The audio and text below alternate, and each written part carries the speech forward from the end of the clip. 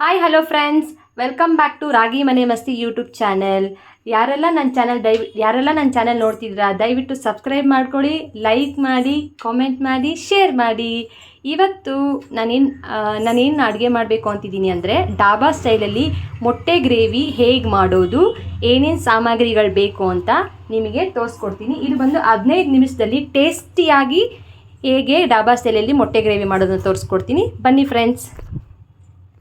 So ಇದಕ್ಕೆ ಬಂದುಬಿಟ್ಟು ಎರಡು ಮೀಡಿಯಮ್ ಚಿಕ್ಕದು ಈರುಳ್ಳಿ ಕಟ್ ಮಾಡಿ ಇಟ್ಕೊಂಡಿದ್ದೀನಿ, 2 ಹಸಿಮೆಣಸಿನ್ಕಾಯಿ, ಸ್ವಲ್ಪ ಕೊತ್ತಂಬರಿ ಸೊಪ್ಪು, ಶುಂಠಿ ಬೆಳ್ಳುಳ್ಳಿ ಪೇಸ್ಟು, ಧನಿಯಾ ಪೌಡರು, ಇದು ಬಂದು ಚಿಲ್ಲಿ ಪೌಡರು, ಇದು ಬಂದ್ಬಿಟ್ಟು ಮೆಣಸಿನ ಪೌಡ್ರು, ರುಚಿಗೆ ತಕ್ಕಷ್ಟು ಉಪ್ಪು, 1/4 ಟೀ ಸ್ಪೂನಷ್ಟು ಅರಿಶಿಣ, ಎಣ್ಣೆ, 2 ಮೀಡಿಯಮ್ ಟೊಮೊಟೊ, ಇದು ಕಾಯಿ ತುರಿಸ್ಕೊಂಡಿದ್ದೀನಿ 1/2 ಕಪ್ ಆಗೋಷ್ಟು ಕಾಯಿ ತುರಿ, ಇದು ಬಂದ್ಬಿಟ್ಟು ಲವಂಗ, ಚಕ್ಕೆ, ಮತ್ತು 5ರಿಂದ 6 ಮೊಟ್ಟೆನ ಬೇಯಿಸಿ ಆಲ್ರೆಡಿ ಇಟ್ಕೊಂಡಿದ್ದೀನಿ.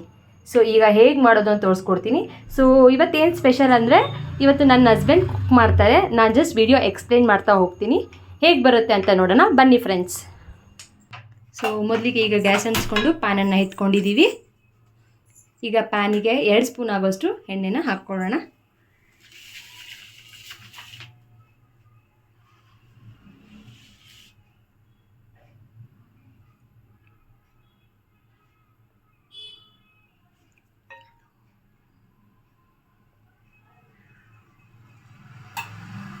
ಎಣ್ಣೆ ಕಾದ ಮೇಲೆ ನಾವು ಬೇಯಿಸಿಟ್ಟಿರುವ 6 ಮೊಟ್ಟೆಯನ್ನು ಕಟ್ ಮಾಡಿ ಇಟ್ಕೊಂಡಿರೋ ಮೊಟ್ಟೆನ ಹಾಕ್ಕೊಳ್ಳೋಣ.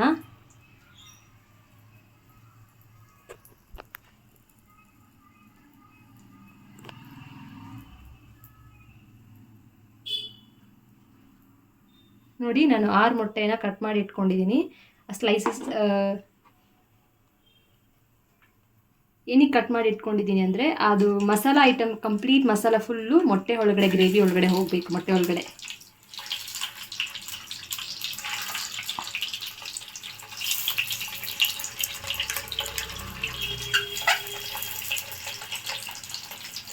ಸೊ ಮೊಟ್ಟೆ ಹಾಕಿದ ಮೇಲೆ ಇದಕ್ಕೆ ರುಚಿಗೆ ತಕ್ಕಷ್ಟು ಉಪ್ಪು,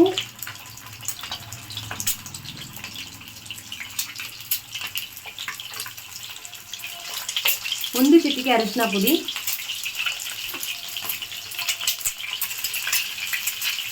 ಅರ್ಧ ಟೀ ಸ್ಪೂನ್ ಆಗೋಷ್ಟು ಅಚ್ಚ ಖಾರದ ಪುಡಿ,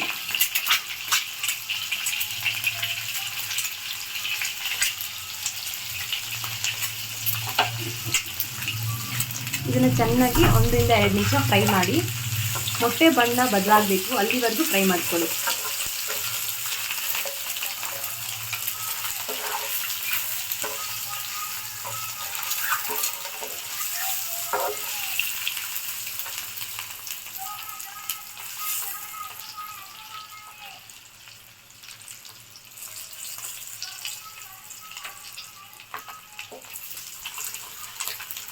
ಸೊ ನಾವೇನೇನು ಮಸಾಲ ಹಾಕಿದ್ದೀವೋ ಅದು ಕಂಪ್ಲೀಟಾಗಿ ಮೊಟ್ಟೆ ಒಳಗಡೆ ಹೋಗಬೇಕು. ಸೊ ಅದು ಹಾಗಾಗಿನೇ ನಾನು ಕಟ್ ಮಾಡಿ ಇಟ್ಕೊಂಡಿದ್ದೀನಿ.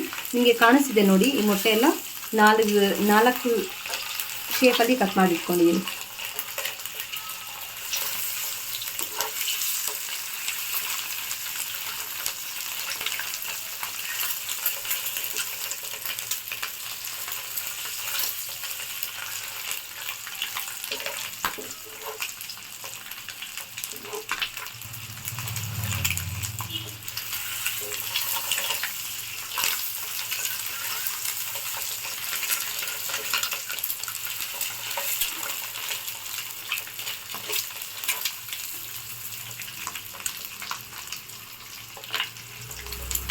ಈಗ ನೋಡಿ, ಚೆನ್ನಾಗಿ ಮೊಟ್ಟೆದು ಬಣ್ಣ ಬದಲಾಗಿದೆ. ಸೊ ಇವಾಗ ನಾವು ಫ್ರೈ ಮಾಡಿಟ್ಟಿರೋದನ್ನು ಒಂದು ಪ್ಲೇಟಿಗೆ ಸರ್ವ್ ಮಾಡ್ಕೊಳ್ಳೋಣ.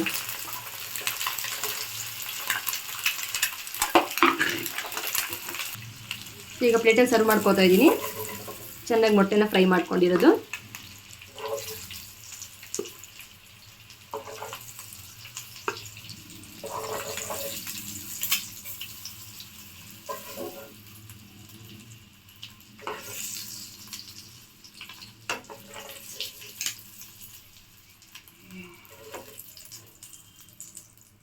ನೋಡಿ, ಸರ್ವ್ ಮಾಡಿ ಇಟ್ಕೊಂಡಿದ್ದೀನಿ 6 ಮೊಟ್ಟೆನ.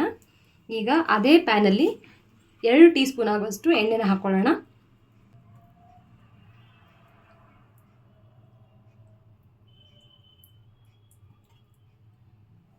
ಈಗ ಎಣ್ಣೆ ಕಾದ್ಮೇಲೆ ಆ ಎಣ್ಣೆ ಕಾದಿರೋದಕ್ಕೆ ನಾವು ಚಿಕ್ಕದಾಗಿ ಎರಡು ಮೀಡಿಯಮ್ ಸೈಜ್ ಈರುಳ್ಳಿನ ಇಟ್ಕೊಂಡಿದ್ದೀನಿ, ಅದನ್ನು ಹಾಕಿ ಚೆನ್ನಾಗಿ ಫ್ರೈ ಮಾಡ್ಕೊಳ್ಳಿ.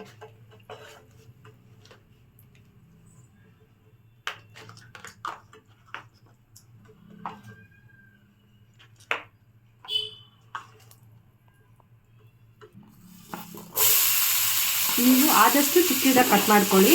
ಸೊ ಆವಾಗ ನಾವು ಫ್ರೈ ಮಾಡಬೇಕಾದ್ರೆ ಚೆನ್ನಾಗಿ ಸಾಫ್ಟ್ ಆಗಬೇಕು.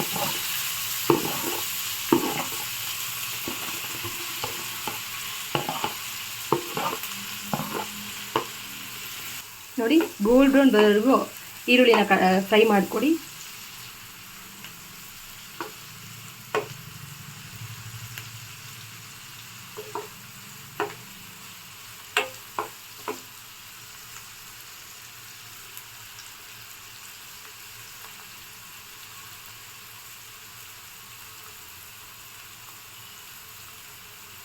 ಸೊ ಇವಾಗ ನಾವು ಕಟ್ ಮಾಡಿ ಇಟ್ಕೊಂಡಿರೋ 2 ಹಸಿಮೆಣಸಿನ್ಕಾಯಿನ ಹಾಕ್ಕೊಂಡು ಫ್ರೈ ಮಾಡ್ಕೊಳ್ಳಿ 1 ರಿಂದ 2 ನಿಮಿಷ.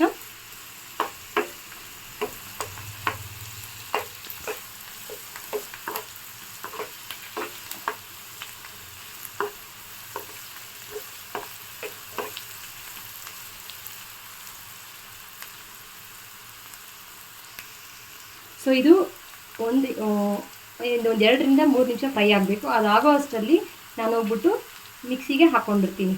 ನಾನೇನೇನು ತುರಿದಿರೋ ತೆಂಗಿನಕಾಯಿ ಮತ್ತು ಟೊಮೆಟೊ, ಲವಂಗ, ಚಕ್ಕೆ ಇದು 4 ನಾನು ಹೋಗಿ ನುಣ್ಣಗೆ ರುಬ್ಕೊಂಡು ಬರ್ತೀನಿ ಫ್ರೆಂಡ್ಸ್. ಮೊದಲಿಗೆ ನಾವು 4 ರಿಂದ 5 ಲವಂಗ ಹಾಕ್ಕೊಳ್ಳೋಣ, 1 ಚಕ್ಕೆ ಮತ್ತು 1/4 ಕಪ್ ಆಗೋಷ್ಟು ತೆಂಗಿನ ತುರಿ,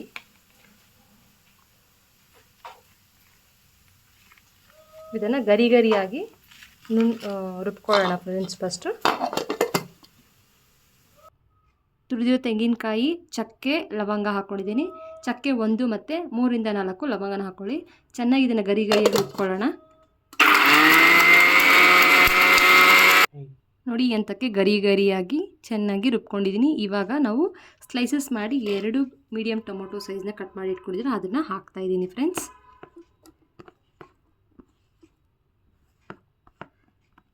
ಇದನ್ನು ಹಾಕ್ಕೊಂಡು ನುಣ್ಣಗೆ ರುಬ್ಕೊಳ್ಳಿ.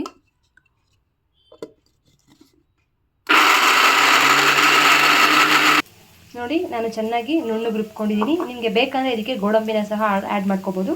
ಸೊ ನನಗೆ ಬೇಕಾಗಿರೋ ನಾನು ಸ್ಕಿಪ್ ಮಾಡ್ಕೊಂಡಿದ್ದೀನಿ, ಅದನ್ನು ಆ್ಯಡ್ ಮಾಡಿಕೊಂಡ್ರು ಚೆನ್ನಾಗಿರುತ್ತೆ.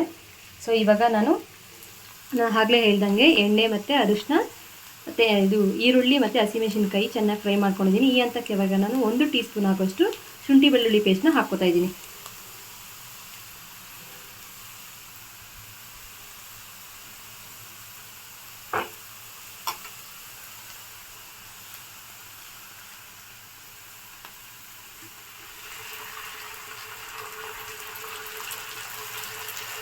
ಹಸಿ ವಾಸನೆ ಹೋಗೋವರೆಗೂ 1 ರಿಂದ 2 ನಿಮಿಷ ಚೆನ್ನಾಗಿ ದಯವಿಟ್ಟು ಫ್ರೈ ಮಾಡ್ಕೊಳ್ಳಿ. ಹಸಿ ವಾಸನೆ ಇದ್ದರೆ ಚೆನ್ನಾಗಿರಲ್ಲ. ಸೊ ಹಾಗಾಗಿ ಹಸಿ ವಾಸನೆ ಹೋಗೋವರೆಗೂ ಚೆನ್ನಾಗಿ ಫ್ರೈ ಮಾಡ್ಕೊಳ್ಳಿ.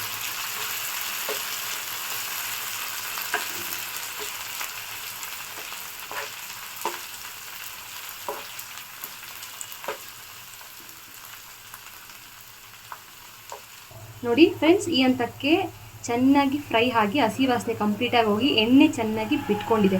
ಈ ಹಂತಕ್ಕೆ ನಾವು 1 ಟೀ ಸ್ಪೂನ್ ಆಗೋಷ್ಟು ಧನಿಯಾ ಪೌಡರ್ ಹಾಕ್ಕೊಳ್ಳೋಣ. ನೆಕ್ಸ್ಟು ಅಚ್ಚ ಖಾರದ ಪುಡಿ ಹಾಕ್ಕೊಳ್ಳೋಣ. ಖಾರ ನಿಮಗೆ ಹೇಗೆ ರುಚಿಗೆ ತಕ್ಕಷ್ಟೇ ಹಾಕ್ಕೊಳ್ಳಿ. ಖಾರ ಜಾಸ್ತಿ ಬೇಕು ಅಂದರೆ ಇನ್ಕ್ರೀಸ್ ಮಾಡ್ಕೋಬೋದು. ನಮಗೆ 1 ಟೀ ಸ್ಪೂನ್ ಹಾಕ್ಕೊತೀನಿ, ಖಾರ ಕಡಿಮೆ ಬೇಕು ಇದರಿಂದ. ಆಲ್ರೆಡಿ ನಾನು ಹಸಿಮೆಣಸಿನ್ಕಾಯಿ ಕೂಡ 2 ಆ್ಯಡ್ ಮಾಡಿದ್ದೀನಿ, ಹಾಗಾಗಿ ಅರ್ಧ ಟೀ ಸ್ಪೂನ್ ಇಲ್ಲ 1 ಟೀ ಸ್ಪೂನ್ ಹಾಕ್ಕೊಳ್ಳಿ ಸಾಕು.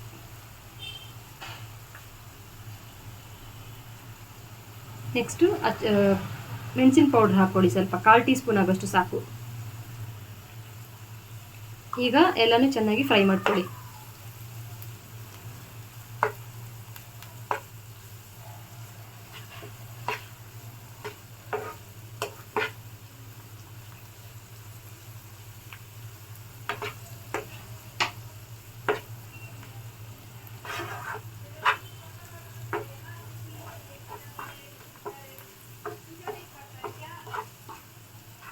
ನೋಡಿ, ಇವಾಗ ನಾವು ಫ್ರೈ ಮಾಡಿದ್ದಾದಮೇಲೆ ಫುಲ್ ಡ್ರೈ ಆಗಿದೆ. ಸೊ ಈ ಹಂತಕ್ಕೆ ನಾವು ಅರ್ಧ ಕಪ್ ಆಗೋಷ್ಟು ನೀರನ್ನ ಹಾಕ್ಕೊಳ್ಳೋಣ.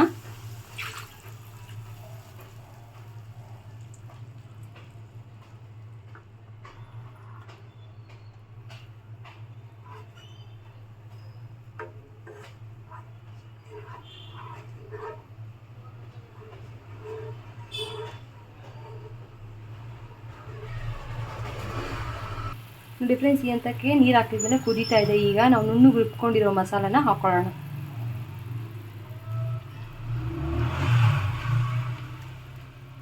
ಸೊ ಡಾಬಾ ಸ್ಟೈಲಲ್ಲೆಲ್ಲ ಹೀಗೆ ಮಾಡೋದು. ಡಾಬಾದಲ್ಲೆಲ್ಲ ಹೀಗೆ ಮಸಾಲೆ ರುಬ್ಕೊಂಡು ಮೊಟ್ಟೆ ಗ್ರೇವಿ ಮಾಡ್ತಾರೆ. ಸೊ ಈ ಥರನೇ ನೀವು ಮಾಡ್ಕೊಳ್ಳಿ.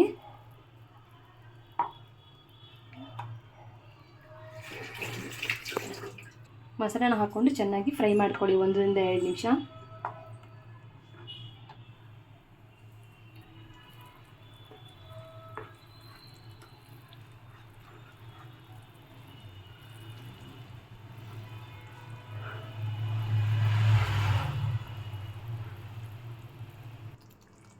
ಇವಾಗ ಇದನ್ನು ಮಸಾಲೆ ಎಲ್ಲ ಹಾಕಿ ಚೆನ್ನಾಗಿ ಫ್ರೈ ಮಾಡಿದ್ದೀನಿ.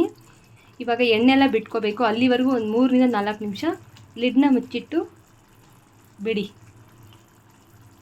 ನೋಡಿ ಫ್ರೆಂಡ್ಸ್, ಈ ಹಂತಕ್ಕೆ ಮಸಾಲ ಚೆನ್ನಾಗಿ ಕುದ್ಕೊಂಡು ಮತ್ತು ಎಣ್ಣೆ ಸಪ್ರೇಟಾಗಿ ಬಂದಿದೆ. ಸೊ ಈ ಹಂತಕ್ಕೆ ಬಂದಮೇಲೆ ಈಗ ನಾವು ಫ್ರೈ ಮಾಡ್ಕೊಂಡಿರೋ 5 ರಿಂದ 6 ಮೊಟ್ಟೆನ ಹಾಕ್ಕೊಬೇಕು.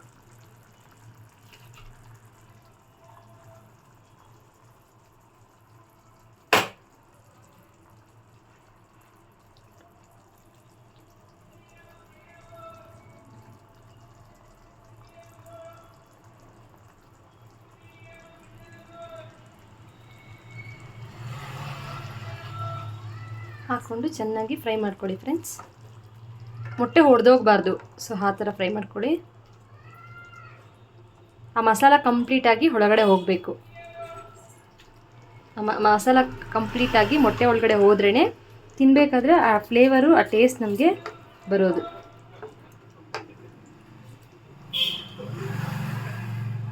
ನೋಡಿ ಫ್ರೆಂಡ್ಸ್, ಮಸಾಲ ಜೊತೆಗೆ ನಾವು ಮೊಟ್ಟೆನ ಚೆನ್ನಾಗಿ ಫ್ರೈ ಮಾಡಿ ಮೊಟ್ಟೆನ ಹಾಕಿದ್ದೀನಿ.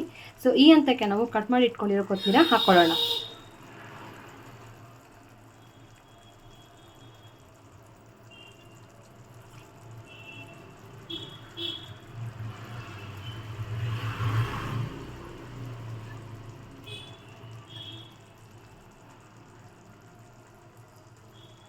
ಹಾಕ್ಕೊಂಡು ಫ್ರೈ ಮಾಡ್ಕೊಳ್ಳಿ.